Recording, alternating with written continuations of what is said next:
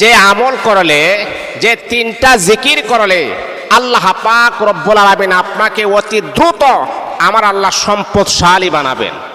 আল্লাহ আপনাকে রিজিকে হাসানার দরওয়াজা আপনার জন্য আমার আল্লাহ বলন্দ করে দিবেন। দেখেন, রিজিকের দায়িত্ব কোনো বান্দার হাতে নাই, রিজিকের দায়িত্ব দেশের কোনো প্রেসিডেন্টের হাতে নাই, রিজিকের দায়িত্ব আল্লাহ পাক রব্বুল আলামিন স্বয়ং তার নিজের হাতে আমার আল্লাহ রেখে দিয়েছেন।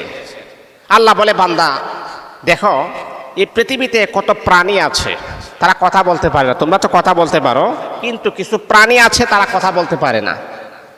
এই যে পিপিলিকা, ক্ষুদ্র প্রাণী পিপিলিকা, কোনোদিন শুনছেন যে তারা কথা বলছে? একটা পাখি, তাদের ভাষাকে আপনি বুঝেন? তারা কথা বলতে পারেন। এই যে আমরা যাদেরকে লালন পালন করি, একটা গরু, মহিষ, দুম্বা, বেড়া, ছাগল, তারা কোনোদিন কথা বলতে শুনছেন? কথা বলতে পারে না। তা আল্লাহ বলেন, তাদের দায়িত্ব আমি আল্লাহ নিজের হাতে নিয়েছি। এই যে পানির নিচে এমন কিছু প্রাণী আছে, এই যে তিমি মাছগুলা দেখতেছেন, আমরা তো শুধু খালি কয়েকটা মাছের নাম জানি, আরো যে বিশাল বড় বড় সমুদ্রে মাছ আছে সেই বিষয়ে আমরা অনেকে অবগত না, এই বিষয়ে আমরা অনেকে জ্ঞান রাখি না। এই যে জমিনের নিচে আল্লাহ এমন কিছু প্রাণী প্রস্তুত করে রেখে দিয়েছেন যেগুলাকে আমাদের নজরে আসে না, আমরা চোখে দেখি না। আমরা যেগুলা চোখে দেখি সেইগুলা নিয়ে আমরা গবেষণা করি, কিন্তু এমনও কিছু প্রাণী আছে জীবনে কোনোদিন আমরা চোখের আড়ালো আমাদের আসে নাই। আমরা দেখব দূরের কথা, যেগুলা নিয়ে আমরা কখনো কল্পনাও করি না। আল্লাহ বলেন, এত হাইওয়ান, এত জানোয়ার, এত প্রাণী, অসংখ্য অগণিত কোটি কোটি প্রাণী আমি আল্লাহ সৃষ্টি করেছি। তাদের রিজিকের দায়িত্ব আমি আল্লাহ নিজের কুদরতে হাতে রেখেছি, জিম্মাদারি আমি আল্লাহ নিজে গ্রহণ করেছি। তাহলে এটার দ্বারাতে প্রতীয়মান হয় যে রিজিক দেওয়ার মালিক হচ্ছেন আল্লাহ পাক রব্বুল আলামিন। কখন কে সম্পদশালী হয়, কখন কে রিজিক পাই, কখন কে ধন সম্পদ পাই, এটা পৃথিবীর একমাত্র আল্লাহ ছাড়া আর কেউ জানে না। কিন্তু আল্লাহ তাআলা আমাদেরকে কাজ দিয়েছেন, সেই কাজ করবে, সে ওই কাজ করবে, সে ওই কাজ করবে, এটা হচ্ছে একটা উসিলা। মনে রাখতে হবে বাবা, আল্লাহ পাক বলেন, এই পৃথিবীতে যাদেরকে তোমরা এস্টাবলিশড মনে করো, এর যেমন ধরেন Elon Musk, Mukesh Ambani, Bill Gates, তাদেরকে আমরা এখন বর্তমানে আমরা আইডল মনে করি। এত টাকা, এত সম্পদ, তারা কিভাবে ইনকাম করে? প্রত্যেক দিন তাদের না হইলেও তাদের 50 কোটি টাকা তাদের ইনকাম আছে। এত টাকা কিভাবে? 30 কোটি টাকা ইনকাম আছে, আবার 1000 কোটি টাকা ইনকাম আছে। এটা কিভাবে সম্ভব? একটা প্রতিটা সেকেন্ডে সেকেন্ডে তাদের লক্ষ লক্ষ টাকা পয়সা ইনকাম হয়। এটা কিভাবে সম্ভব? দেখেন, আল্লাহ বলেন, তোমরা যাদেরকে এস্টাবলিশড মনে করো, তোমরা যাদেরকে আইডল মনে করো, তোমরা যাদেরকে পৃথিবীর ফেমাস মনে করো, কিন্তু আমি আল্লাহ পাক রব্বুল আলামিন, আমি আল্লাহ হচ্ছে এতটাই রাজার রাজার ভান্ডার, আমি আল্লাহ এতটাই ধন সম্পদের ভান্ডার। মনে করো, আটলান্টিক মহাসাগর হচ্ছে একটা রাজার ভান্ডার, সমুদ্রের ভান্ডার। আটলান্টিক মহাসাগরের যে পানি, যেই পানির শুরু আছে শেষ নাই, এই পানিতে আপনার একটা, এই যে হাতে আঙ্গুটি এইভাবে চুবা দিলেন, চুবা দেওয়ার পর এইভাবে আপনি উপরে উঠালেন, উঠার পরে আপনার আঙ্গুলটা বেয়ে এক ফোঁটা পানি আবার জমিনে পড়ছে। আল্লাহ বলেন, আটলান্টিক মহাসাগর হলো আমি আল্লাহ ধন সম্পদের ভান্ডার, সেখান থেকে আমি আল্লাহ শাহাদাত আঙ্গুলটা চুবা দিয়ে যেই সিটাটা পড়েছেন সেটা আমি আল্লাহ ইলন মাস্ক আমি দিছি, বিল গেটসকে আমি আল্লাহ দিছি, মুকেশ আম্বানিকে আমি আল্লাহ দিছি। আর এই ফুটাটা পড়ার পরে তারা পৃথিবীর শ্রেষ্ঠ ধনী হয়ে গেছে। আল্লাহু আকবার, আল্লাহু আকবার। এবার একটু গবেষণা করেন, আমার আল্লাহ কত ধন সম্পদের ভান্ডার হয়ে বসে আছেন। এই জন্য বন্ধুরে আমার শোনব, আল্লাহ পাক রব্বুল আলামিন কোরআনুল কারীমের ভিতরে আমার আল্লাহ বড় সুন্দর চমৎকার আকারে আমার আল্লাহ জানায়া দেন, পৃথিবীর মানুষেরা, ওয়ামা মিন দাব্বাতিন ফিল আরদি ইল্লা আলাল্লাহি রিজকুহা ওয়া ইয়ালামু মুস্তাকাররাহা ওয়া মুস্তাওদাআহা কুল্লুন ফি কিতাবিম মুবিন। আল্লাহ বলে, বান্দারে জলে স্থলে, মাটির নিচে, মাটির উপরে যত প্রাণী আছে, সমস্ত প্রাণীর রিজিকের দায়িত্ব আমি আল্লাহ নিজের কুদরতে হাতে গ্রহণ করেছি রে বান্দা, ও বান্দা।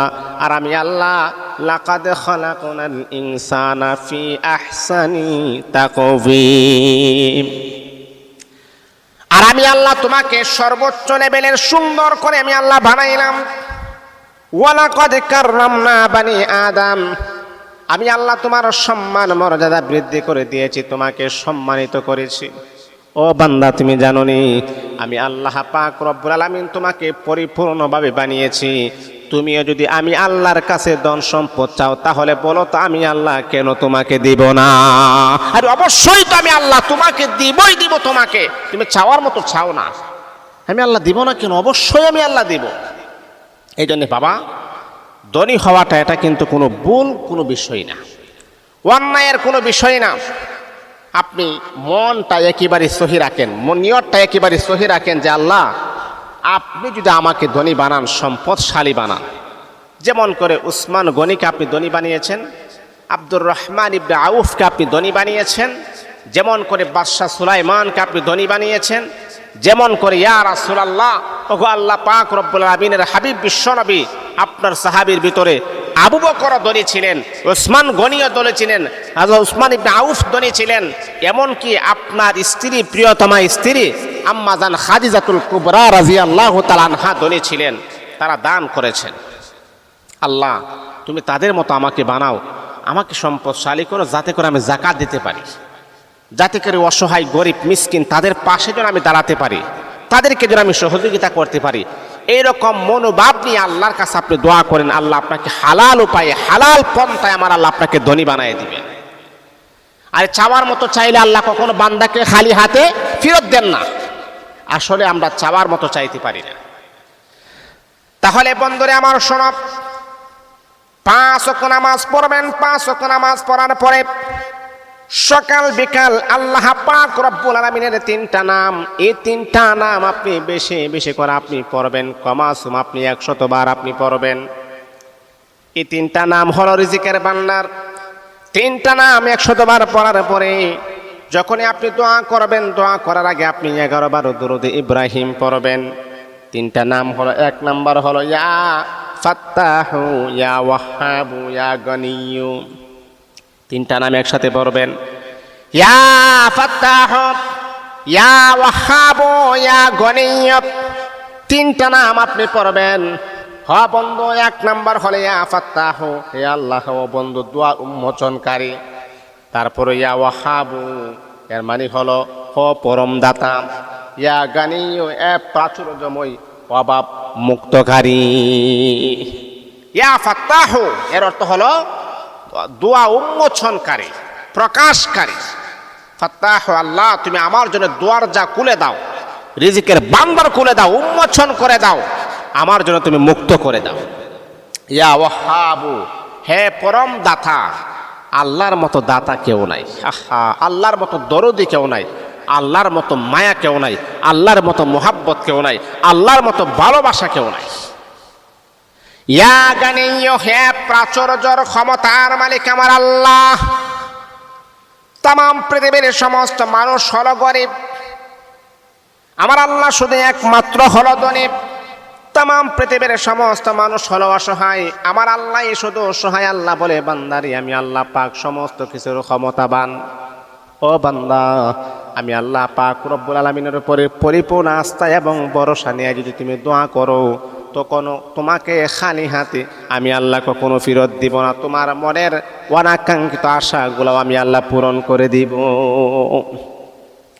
চাওয়ার মতো চাইলে আল্লাহ কখনো তার বান্দাকে খালি হাতে ফেরত দেন না। আসলে সবচাইতে বড় সমস্যা হচ্ছে আমরা চাওয়ার মতো চাইতে জানি না। যেইভাবে চাইলে আল্লাহ খুশি হন, যেইভাবে চাইলে আল্লাহ বান্দাকে দেন, ওইভাবে আমরা চাইতে পারি না। বিধায় আমরা ক্ষতিগ্রস্ত হয়ে আছি, আমাদের অভাব দূর হয় না, আমাদের সমস্যা সমাধান হয় না, ঘরের ক্রাইসিস দূর হয় না, সমস্যা লেগেই থাকে। এর মানে হচ্ছে আমরা চাওয়ার মতো চাইতে জানি না। চাওয়ার মতো চাইতে জানলে আমাদের এই সমস্যা কখনোই থাকতো না, অভাব দূর হয়ে যাইতো। আল্লাহ আমাদের সকলকে বুঝার আমল করার জন্য তৌফিক দান করুন।